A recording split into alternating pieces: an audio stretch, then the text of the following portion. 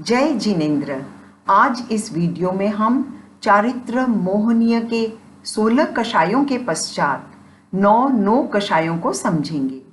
यहाँ पर नो कषाय के साथ जो नो शब्द प्रयुक्त हुआ है उसका अर्थ है ईशत, अल्प, अर्थात वे पूर्ण कषाय नहीं हैं।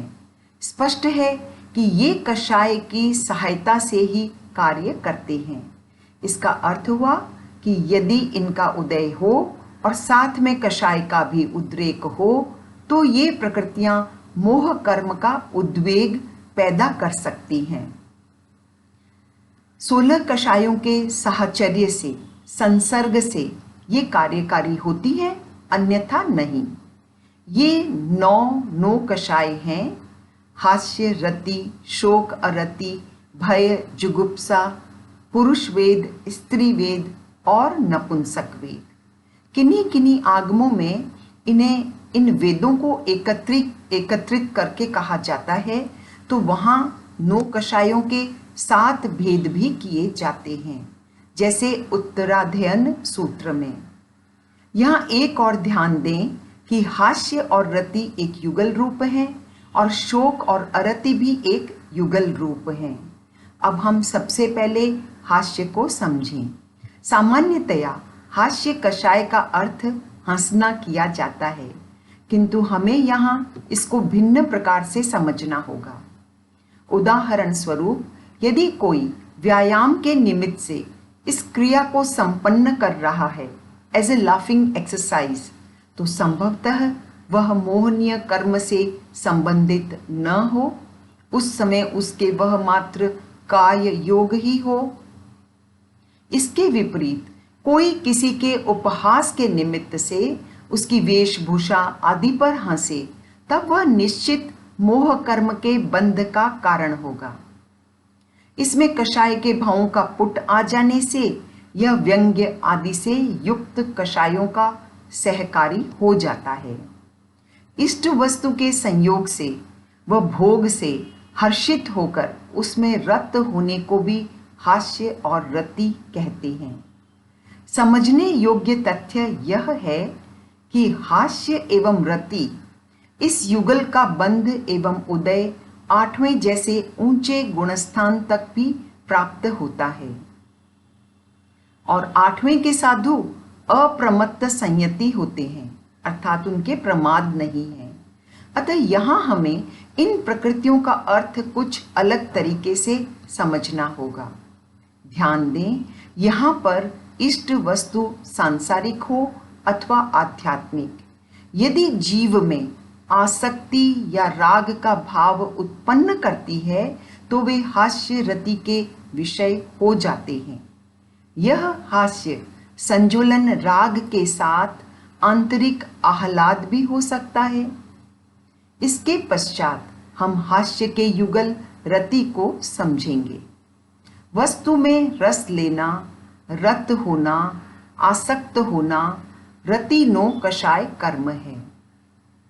इस कर्म के उदय से जीव के सचित, अचित आदि बाहरी द्रव्यों में प्रीति उत्पन्न होती है। ध्यान दें, हास्य और रति ये दोनों प्रकृतियां बंध और उदय में युगपत हैं, साथ साथ हैं। अभिलाषित मनमोहक वस्तु के भोग के समय होने वाला सुखद अनुभव और रति के साथ हास्य का सुखद अनुभव, ये दोनों अविनाभाव संबंध की तरह जुड़े रहते हैं। ये दोनों ही अनुकूलता के समय एक साथ उत्पन्न होने वाले भाव हैं और मोह कारक हैं। शोक, इस प्रकृति से जीव खिन्न होकर दुख से घिर जाता है। उसके उदय से जीव सकारण या अकारण ही शोकाकुल हो जाता है।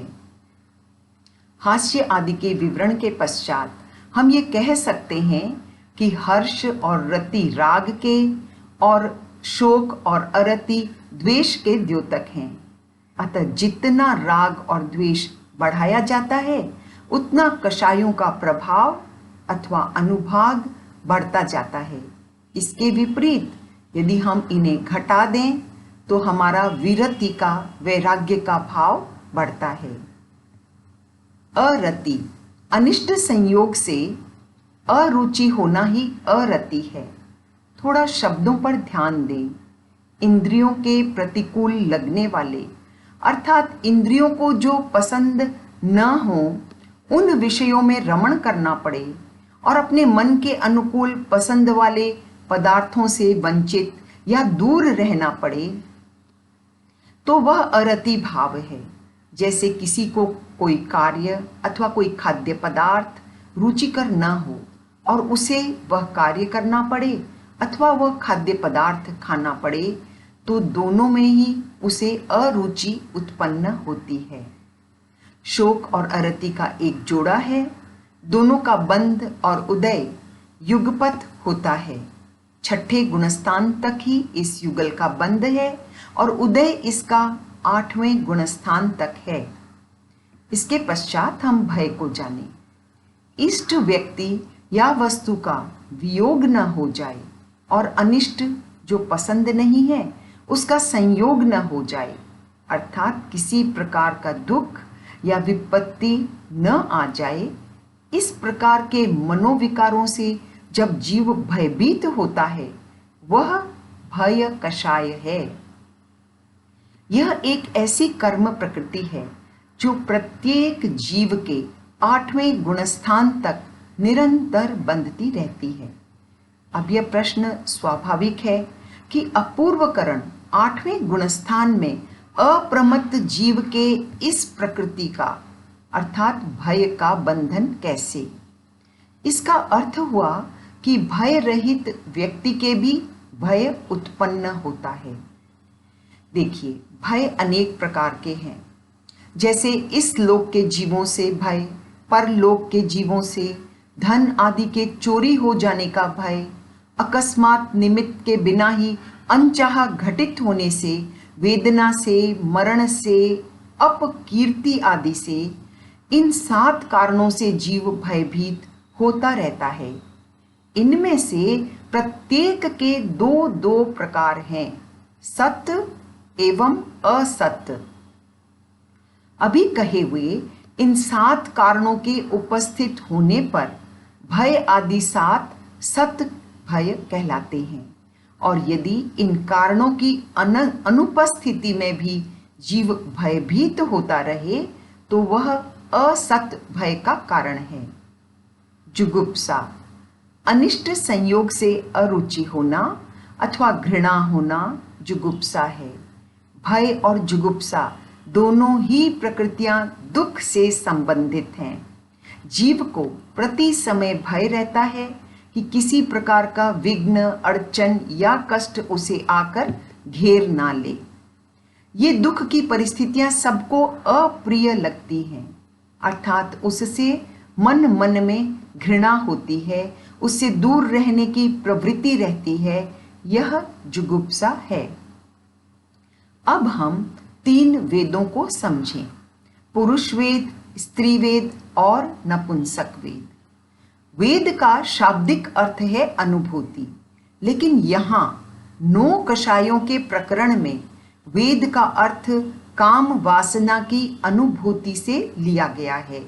जिस कर्म के उदय से पुरुष को स्त्री के प्रति आकर्षण होता है, वह पुरुष वेद कहलाता है। शास्त्रों में लिखा है कि 9 कषायों के उदय से जीवों के भाव वेद होता है तथा योनि और लिंग आदि द्रव्य वेद नाम कर्म के उदय से प्राप्त होते हैं।